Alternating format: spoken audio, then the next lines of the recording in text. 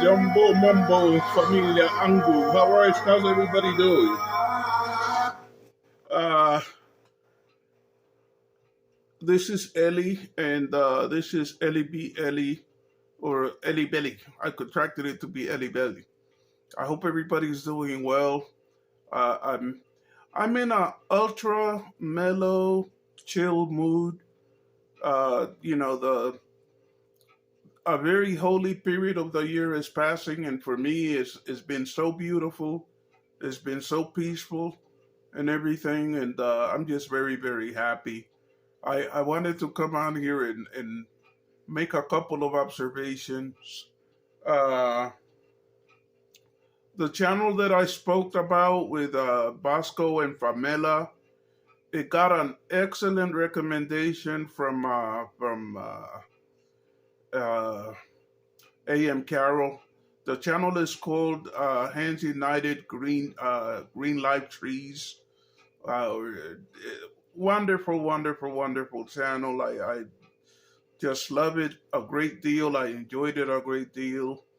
And, there's another channel that I was going to talk about that I really, really liked, but uh, I saw a video by Modesta this morning, and it was like she opened my eyes. I was like, wow, I just decided I better pass on that. But, I also wanted to mention a channel that I really, really love, that I'm recommending that you'll look at. It's called Diana Kemi. And Diana Kemi, she lives in the Nabo area, I think.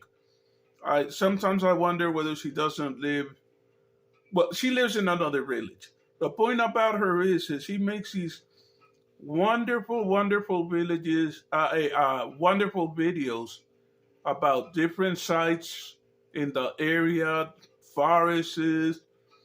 She made one video about the craft of pottery making in Kenya, which was excellent. She made another video about repairing a mud house and how to do it, and just a fascinating series of videos.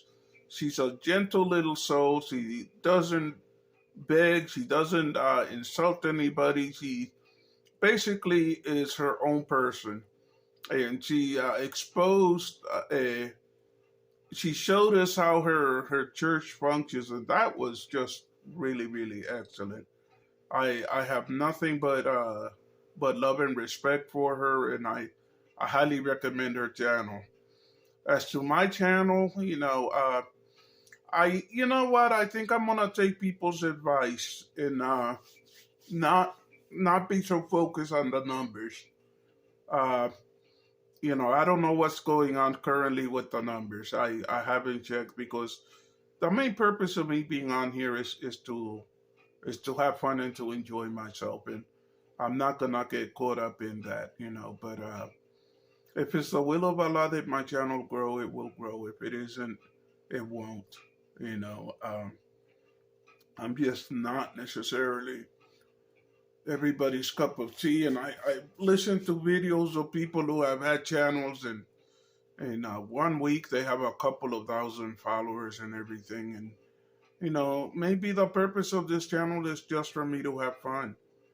I having said all of that, if there's anybody out there who wants to do Grandpa the kindness of following me, please do so. I can use every one of you that I can get. For reasons that I won't go into, I would really like to be able to get to 1,000 subscribers. There are a lot of things that I'll be able to do then that I'm not able to do now. I saw a video of Marwa walking down streets that in the Washington D.C. area that looked so familiar, and I realized how much I miss that area. But he was talking, and he was a little bit sad. He was a little bit depressed. I kind of, I suspect he feels like if the weight of the world is on his back. So many people are speaking out against him and everything, and I couldn't help it but feeling a certain amount of compassion because there was a Marwa that I really, really liked and respected once. And I used to spend a lot of time watching his videos and everything. And, it's like Marwa was ultra, ultra nice and ultra cool and everything. And where did that Marwa go? Well, yeah, I'm kind of confused. It all began to fall apart with that whole bow situation. And then he went back home and started building that villa. And somebody that I just didn't really know, didn't understand, started appearing in his videos. The king of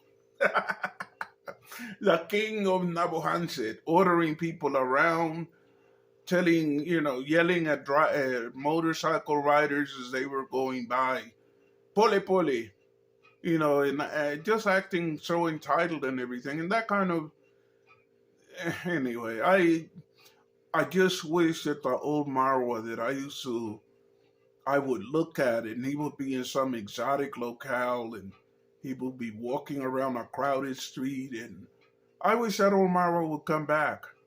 The cocky, arrogant Marwa who calls himself the sun and all kinds of foolishness. I don't understand that person. But you want to know something? I maintain that a person can retrace their routes, their steps, and figure out where they went wrong and start doing things a little differently. Life is not about living a perfect life. It is about making mistakes, learning from your mistakes, and becoming a better man as you go along. I'm looking at the Davy Chronicles, and I'm just shaking my head. It's like Davy is manipulating his audience brilliantly. He brings this kindly, sweet looking girl on and says, "This is my wife." And then in his birthday party, proceeds to openly flirt with another woman and basically act like if she doesn't exist. And when people ask, when the woman he's flirting with disdainfully asks, "Who is this woman? Is this your wife?" He shakes his head and it's like, wow. And then there's the way that he treated Uncle Mo. I don't, my personal belief is that everybody is fair game. I have no holy cows. And I always advise the other reactors, do not cut any slack for anybody on the streets of Nabuhanset. Okay, unless they're really doing the right thing, don't cut any slack for them. Uh, uh, uh, Papa, Papa, congrats. Don't cut him any slack. He's a villain, as far as I'm concerned. Mama, congrats. Or congrats, Mama, whatever. She's a villain. She raised this crew of gangsters. Every time that she sees them, instead of telling them, "My darling son or my darling daughter, I saw you do something," and questioning them and giving them some moral guidance, he goes, "Congrats, congrats, and thank you, everybody. Please keep supporting Maura in his villainy. Let him continue to do all of the depredations that he's doing." I want to talk about Go Matata's video, his most recent video, which I have been waiting for. Brilliant stuff. I think Go Matata is has the mind of a journalist, the presentation of a comedian, and he's just brilliant at putting these videos together. But one of the things that I have said all along is that I found it highly suspect how Mara interacts with the young women of his, or the young girls of his village. There's Anne, who he allegedly did all of this stuff for, who holds him in complete contempt every time that he attempts to get her to give him praise. Well, and what do you think of me? She looks at him and she says, I thank the donors. I don't know what villainy he did to that little girl, but she looks at him with open loathing. Okay, then there's the other one, the one that he keeps insisting he's gonna make a fashion model out of. If he doesn't mind seducing 16-year-old girls in Poland, what makes it any different when he sees a gorgeous, stunning looking young teenage girl of 14, 15 in the village? Okay, total villain. And his mom never calls him on any of his behavior. She congrats him. And the father, what is the father doing? Okay, and I consider them a family of villain, but the one that I'm enjoying the most watching now is Davy. From grass to grace, living life. Ah, I just wanted. I'm not calling anybody any names, but I'm gonna say something. If you have had a lot of gay people around you, you come to realize something. There's something that they do called wearing a beard. What is wearing a beard? It's not literally wearing a beard. It means that if their mama and their papa and their brothers and sisters keep urging them to be heterosexual and they're afraid of telling them the truth, they'll find a girl who is a lesbian and who's in the same position, and they'll bring her around and pretend, oh, this is my girlfriend, I'm gonna marry her. Previously, he had a girl on there who was openly LGBTQ, and he was saying, well, this is my best friend, and blah, blah, blah, and he was, it is as close as he ever came to admitting what he actually prefers. He was basically saying how he supports them and blah, blah, blah, blah. And I think all of this nonsense with him playing two women off against each other kind of proves that Davey is not really all that much into any relationship with a woman than anything else. Because it's like, if you really love a woman, you're not going to sit there in front of her cheating or flirting with another woman. You're just not going to do it. So, I think that Davey's finally showing his true face. My theory is that you will never actually see Davey get married. And if a marriage happens, it just won't last. you know, the streets of Navajo are a lot murkier and a lot more sinister than you would think.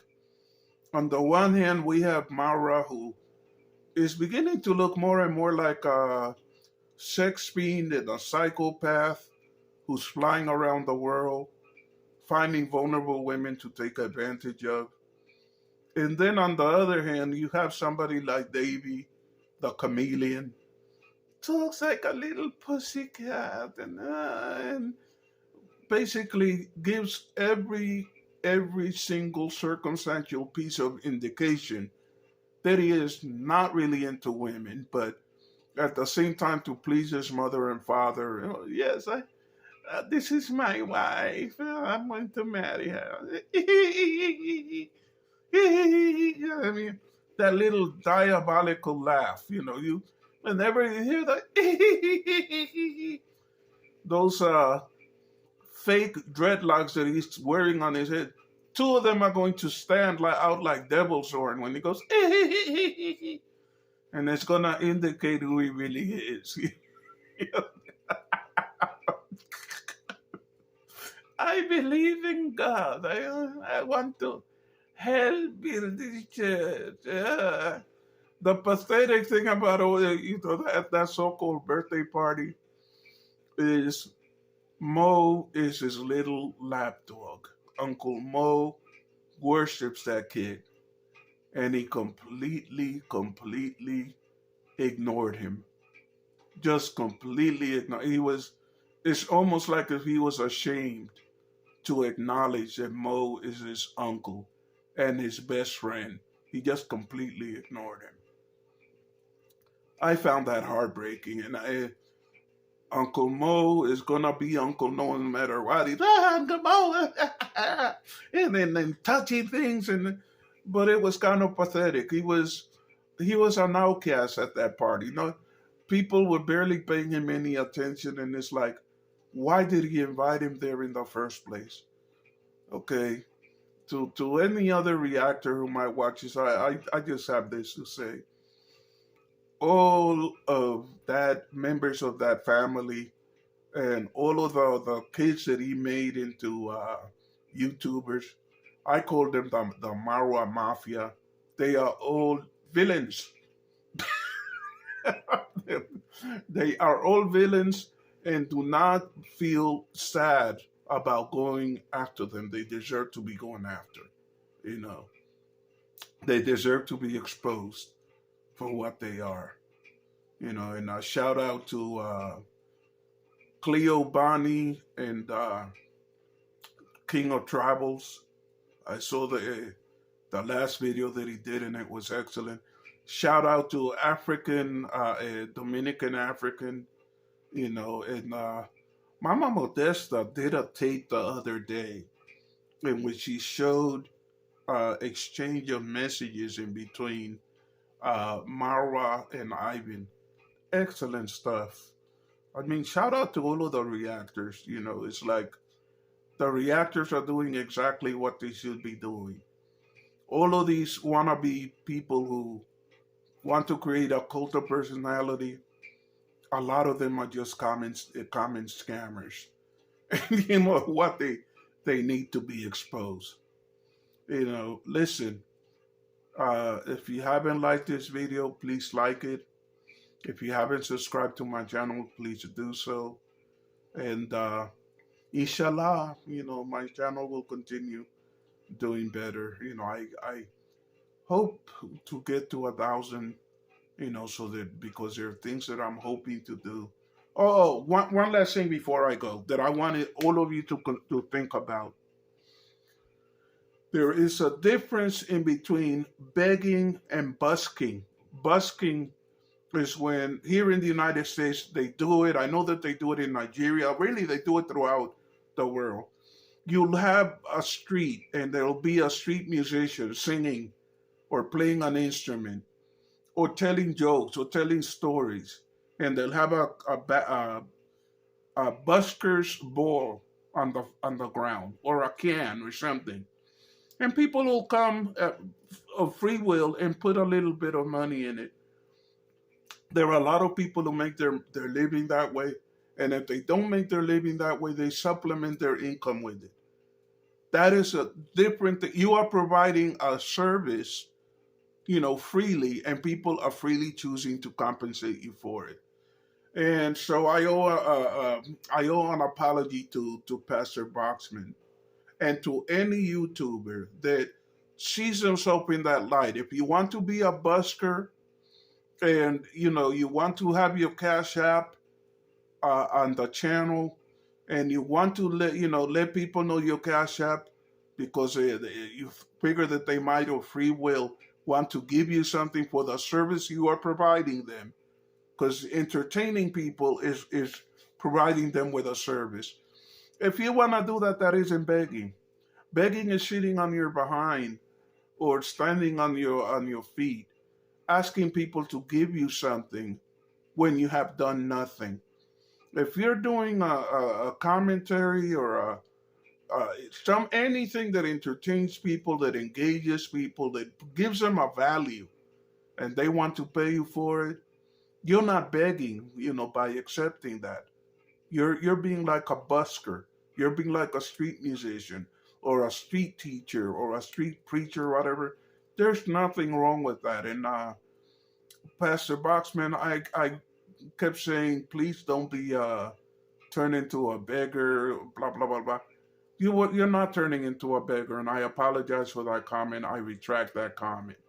You know, if you want to ask people who freely want to give you money to, after they watch your videos, my attitude is, hey, who am I to judge? I personally will not do that kind of thing for reasons of my own.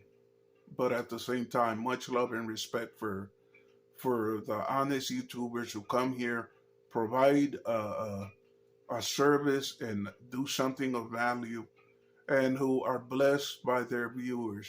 You know, Godspeed, and I wish all of you well. Once again, if you haven't liked and subscribed, please do so, and help Grandpa help Grandpa to grow his channel. Thank you, and God bless you. Salam.